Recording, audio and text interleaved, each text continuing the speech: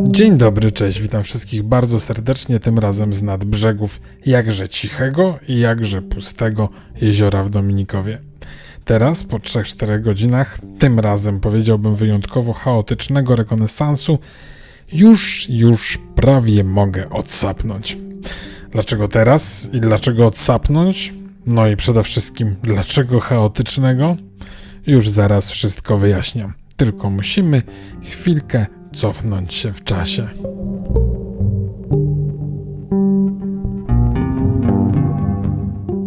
Przed tą eskapadą o Drawie i o Drawieńskim Parku Narodowym nie wiedziałem kompletnie nic.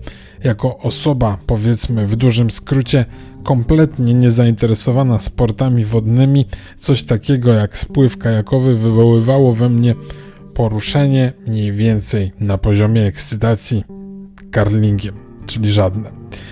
No ale tak patrząc na kierunki wycieczek, rowerowych eskapad na przestrzeni ostatnich iluś tam miesięcy, no nie sposób zaprzeczyć, że wkrada się mi tutaj taka pewnego rodzaju rutyna.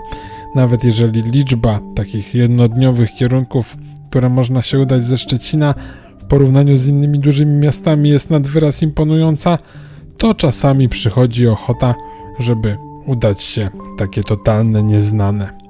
A jeżeli chodzi o kierunki wielodniowe, no to tak na dzień dzisiejszy przed wiosną następnego roku, czyli 2026, no jakoś teraz jeszcze nie widzę zbytniej przestrzeni do szaleństw.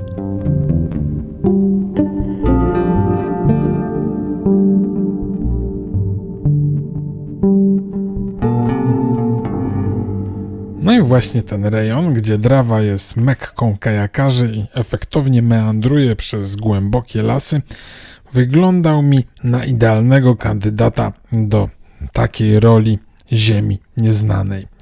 Druga sprawa, że Krzyż, położony w połowie drogi pomiędzy Szczecinem i Poznaniem, przynajmniej w teorii wydaje się być dobrym miejscem, właśnie dobrze skomunikowanym pociągowo i ze Szczecinem i z Poznaniem, i wydaje się być dobrym punktem startowym na taką wycieczkę rowerową w kierunku północnym wzdłuż Drawy. No i cóż, no te pierwsze co najmniej 16 km z Krzyża na północ, no porywające nie jest. Droga jest dobra, zwłaszcza zimową porą, gdy bardziej piaszczyste miejsca są takie poprzymarzane, nie brniemy w ten piach, no ale tak na teraz, na pierwszych kilometrach za Krzyżem toczą się jakieś prace, powstaje droga z płyt. Domyślam się, że to będzie dojazd do Stefanowa, no chyba że do samego Starego Osieczna, no to zajmie to, patrząc na rozmiar etapu, lata, ale pozostańmy przy wersji, że do Stefanowa, bo nie znalazłem w necie żadnego info. No to chyba jest za mały kaliber budowy na takie info. No i to trzeba jakoś obejść, objechać i potem do tego Osieczna się trochę potelepać. No po drodze w jednym czy dwóch miejscach na tę Drawę można zerknąć, a po 10 kilometrach mamy ruiny młyna. Tak więc albo właśnie zacząłem marudzić, albo jest to odcinek po prostu do jeżdżenia w dobrym towarzystwie, w słonku, kiedy nic się nie nudzi, kiedy wszystko zachwyca. Tak na teraz, koniec listopada, -3 stopnie, no nie dość, że w swoim zasadniczym ciągu nieprzejezdny, no to potem dalej jeszcze nudny. Chociaż może latem właśnie jakaś zieleń, jakaś żywość tego to pozytywnie na to wszystko wpłynie.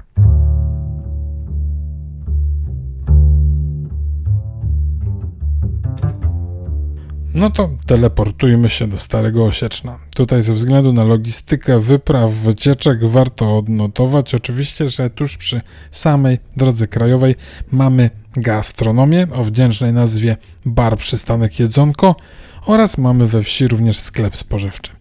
Jest tu także miejsce na biwak, aczkolwiek bliskość krajówki numer 22 jakoś chyba tak nieszczególnie nastrajałaby mnie do relaksu, więc to chyba jest takie miejsce z potencjałem bardziej na grilla z samochodu niż na, powiedzmy umownie, jakieś bushcrafty.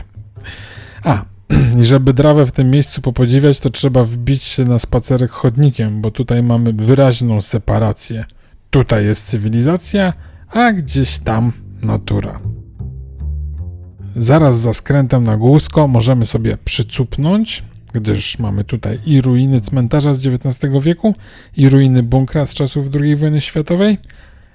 No, nie obadałem tego terenu dokładniej, no bo moją uwagę przykuła, no właśnie, informacja o objeździe. No, takie coś pachnie robotami drogowymi, tylko no pytanie, na jak długim odcinku.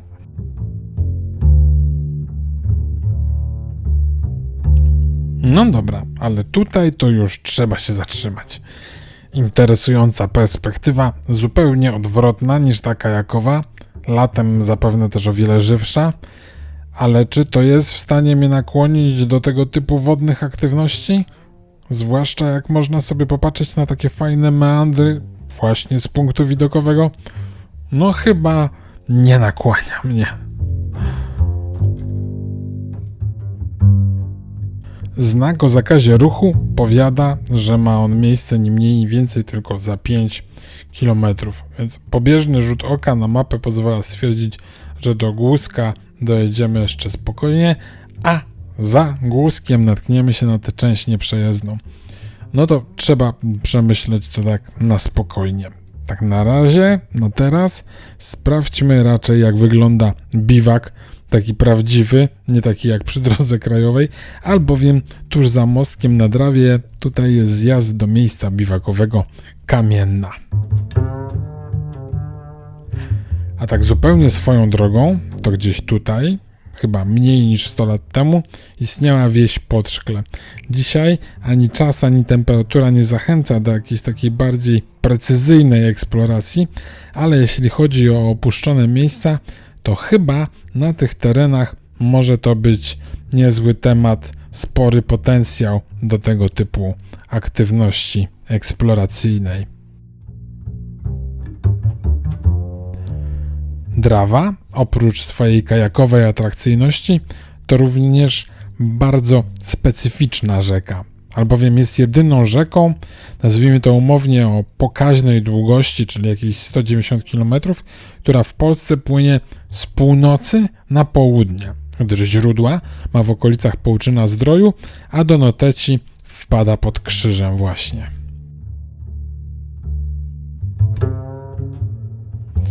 No, do rzeki mnie nie ciągnie, ale miejsce na biwak bardzo fajne. Oczywiście pod warunkiem, że nie ma tutaj tłumów oraz komarów.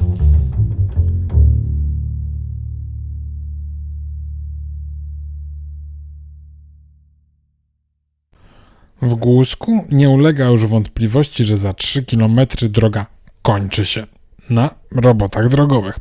Patrząc na mapę, można wysnuć pewnego rodzaju przypuszczenia, ale przyjrzyjmy się temu z bliska. Objazd kończy się przy opuszczonym cmentarzu dawnej wsi Springe.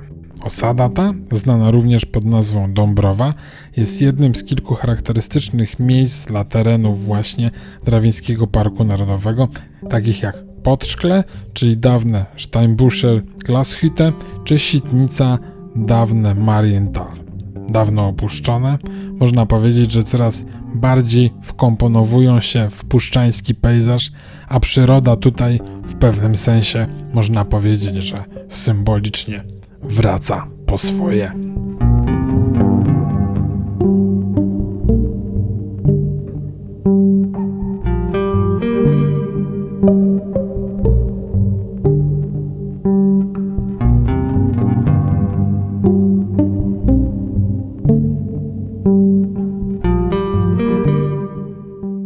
Niepostrzeżenie, no nie do końca niepostrzeżenie, ale zawsze jakoś tak się mówi, niepostrzeżenie robi się późno jesienne popołudnie, na co w tym roku, nawet w wyjątkowo ciepłym północno-zachodnim zakątku Polski, temperatura potrafi momentalnie zareagować. No akurat w ten weekend wyprawy na Drawę troszkę przymroziło. Wreszcie Polski nawet nasypało troszkę białego puchu, więc tu już przed 15, temperaturka drgnęła nieco poniżej stabilnych -2 stopni Celsjusza, no i wraz z szybkim zapadaniem zmroku, nic nie wskazuje na to, żeby mogło się cokolwiek ocieplać.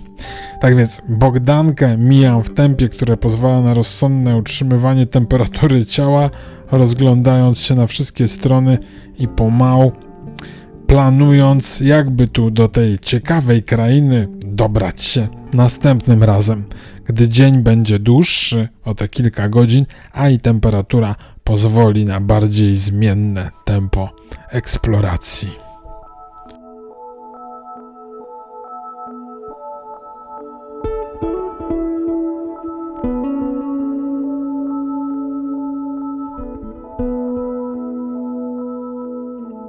No ale zacne plany na przyszłość to jedno, a plany na najbliższą przyszłość, a raczej ich korekta, to drugie. Przy czym owa najbliższa przyszłość oznacza dość intensywne najbliższe 1,5 godziny. Pierwotny zamiar, chociaż przyznaję, że od razu traktowany jako taki nieco ambicjonalny wariant, zakładał, że do stacji kolejowej w Kaliszu Pomorskim dotrę samymi duktami leśnymi, najlepiej gdzieś z kierunku Jezioro Szerokie, Biały Zdrój. No cóż, z czasem jak to z czasem. Wziął i upłynął on. Nieubłaganie. Więc oczywiście trzeba wdrożyć plan B, który tak naprawdę chyba udawał, że jest planem B, a więc z Dominikowa pojechać takim, nazwijmy to umownie, skrótem, sprawdzić w jakim on jest stanie, duktem leśnym do drogi wojewódzkiej 175.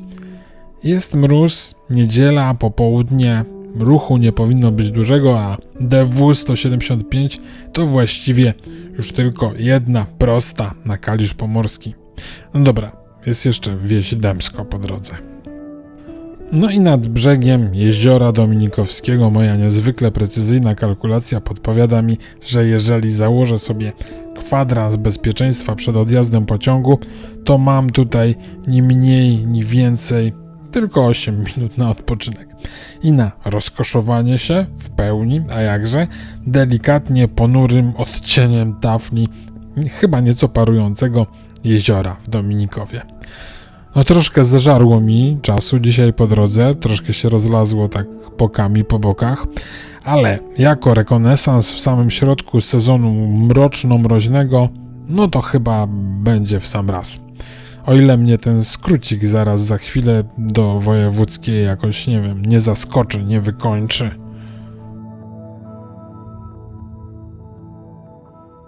No, nie jest źle. Na wszelki wypadek nawet ktoś postawił ograniczenie prędkości do 30 na godzinę. Trochę dalej jest trochę efektownych dołków, których mój sztywniak nie znosi, ale presja czasu robi swoje i zamiast zrzędzić tłumie pod nosem kilka przekleństw i docieram w te przysłowiowe parę minut do wojewódzkiej. No jest tutaj rzeczywiście okej, jest pusto, z rzadka przejeżdża samochód, asfalt trochę dodaje mi skrzydeł i parafrazując klasykę, zdążam na moje dobre połączenie, rzeczywiście z założonym 15-minutowym zapasem. No dobra, obiecuję, że następnym razem bardziej pomyszkujemy.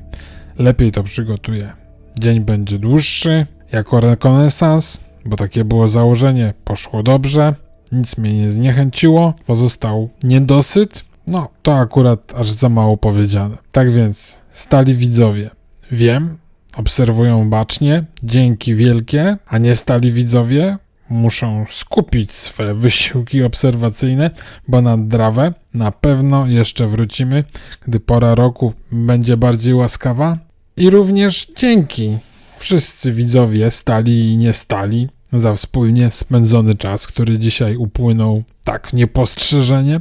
A teraz już jest pora, żeby się pożegnać, ale tymczasowo, bo do następnego razu. Do zobaczenia, cześć.